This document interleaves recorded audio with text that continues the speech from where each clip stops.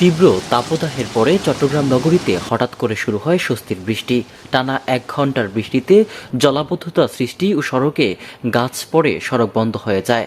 1 ঘন্টার মধ্যে নগরীর বিভিন্ন নিম্নাঞ্চল পানিতে তলিয়ে যায়। এতে দুর্ভোগে পড়েন নগরবাসী।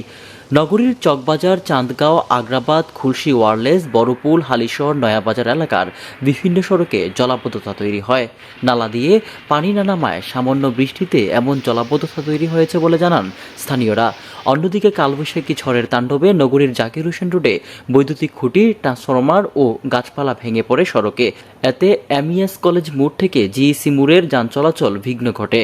হঠাৎ করে বজ্রসহ কালবৈশাখী ভারী বৃষ্টি শুরু হয় নগরীর বিভিন্ন এলাকায়। সড়কের উপরে ভেঙে পড়া বৈদ্যুতিক খুঁটি ও গাছপালা সরাতে একযোগে কাজ করে বিদ্যুৎ বিভাগ ও ফায়ার সার্ভিসের কর্মীরা। খুলশী বিদ্যুৎ বিতরণ বিভাগের প্রধান কর্মকর্তা নুরুদ্দিন বলেন, ভারী বৃষ্টি ও জোরে হাওয়ার কারণে দুটি বৈদ্যুতিক খুঁটির সঙ্গে সংযুক্ত ট্রান্সফরমার রাস্তায় ভেঙে পড়েছে। সংযোগ বন্ধ থাকায় কোনো ধরনের দুর্ঘটনা ঘটেনি।